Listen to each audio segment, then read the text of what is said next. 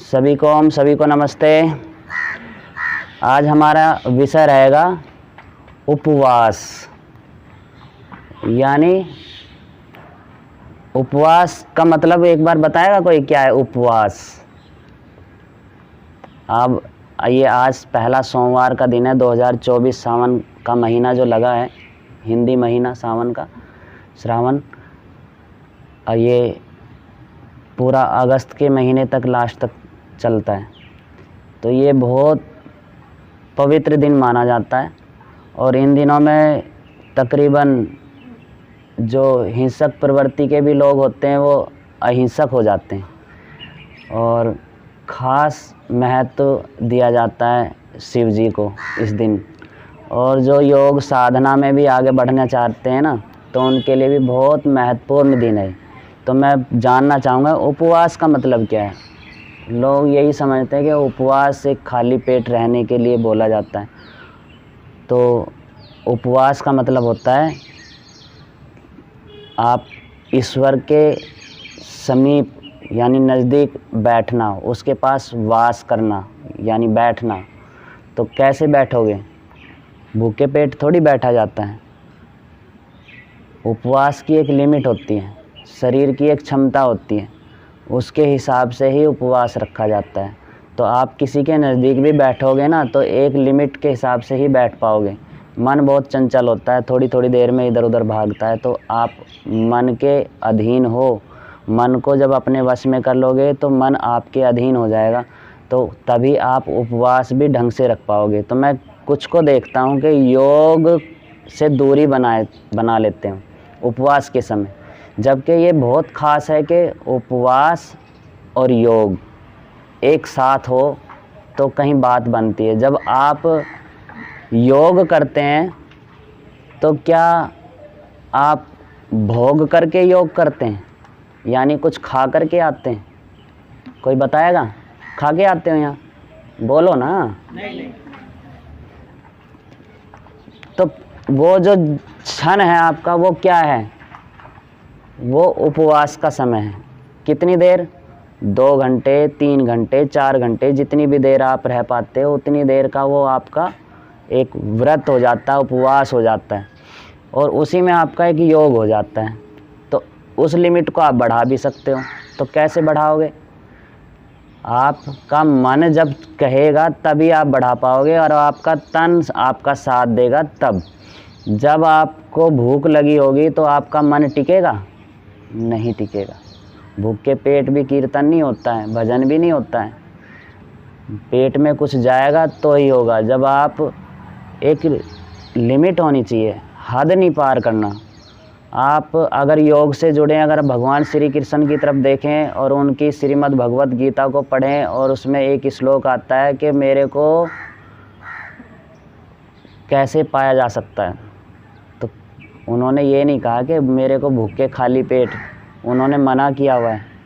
कल हम इस विषय पे भी चर्चा करेंगे प्रमाण के साथ, क्योंकि आज मैं श्रीमद् भगवत गीता नहीं लेके आया। तो मैं प्रमाण के साथ आपको दिखाऊंगा, बताऊंगा कि उसमें भगवान श्री कृष्ण ने किस तरह से मना करा। तो यही है, एक लिमिट होनी चाहिए उपवास की।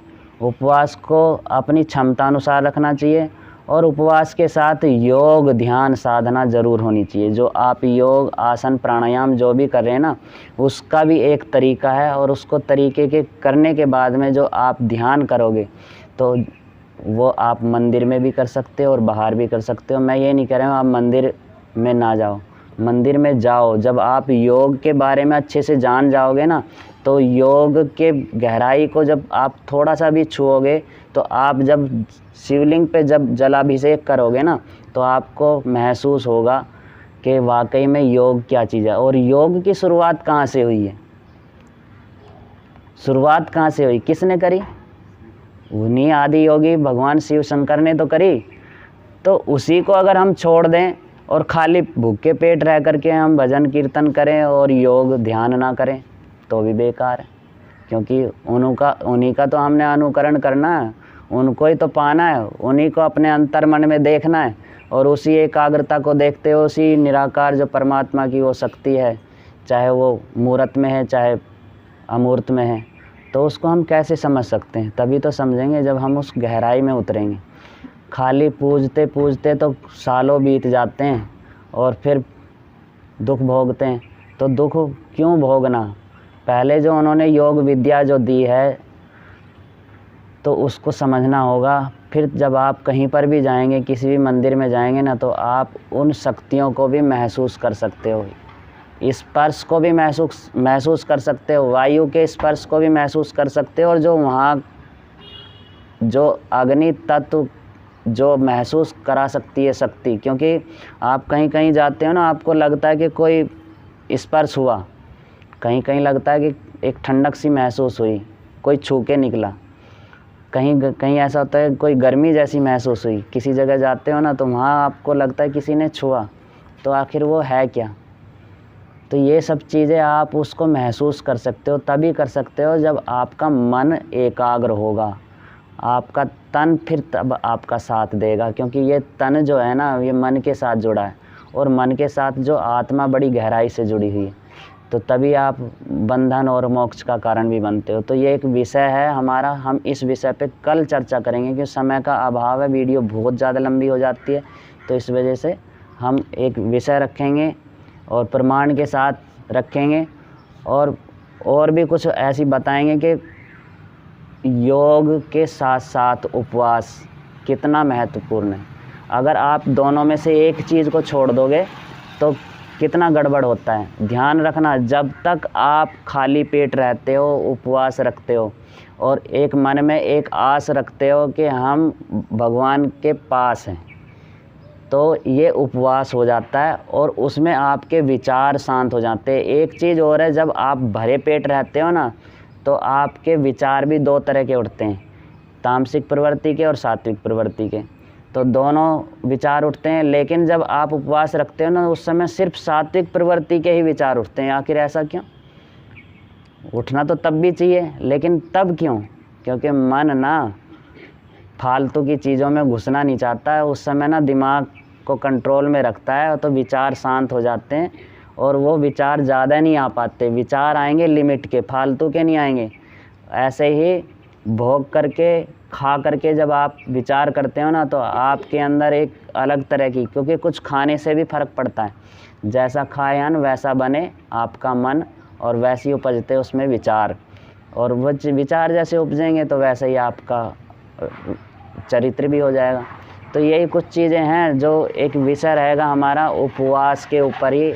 इस विषय पे हम थोड़ा गहराई से कल प्रमाण के साथ बात करेंगे, और जिनको नहीं पता है वो ज़रा इस पे भी गौर कर लेना कि उपवास बिना योग के नहीं होता, और योग के बिना उपवास, दोनों एक दूसरे के अधूरे हैं। तो दोनों को साथ लेकर के चलोगे तब जब कहीं जा कर के बात बनती है। खा करके पेट में भर के तो आसन भी नहीं कर सकते ना, खाली प्राणायाम की तो बात अलग है।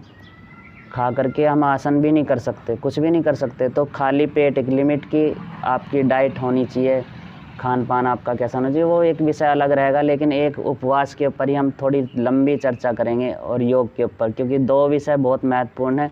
कुछ लोग ये सोचते हैं कि योग सिर्फ बीमार लोगों को करना चाहिए, योग सिर्फ मोटे लोगों को करना चाहिए, बीमारी जिनके शरीर में आ गई उनको करना चाहिए। तो स्वस्थ आदमी को कब करना चाहिए भाई, हैं? और ऐसे ही उपवास का है, उपवास भी किसको रखना चाहिए, किसको नहीं रखना चाहिए, और कब खाना और क्या खाना चाहिए। तो इस विषय पे भी हम कल चर्चा करेंगे। तो आज के लिए इतना ही। सभी को ओम।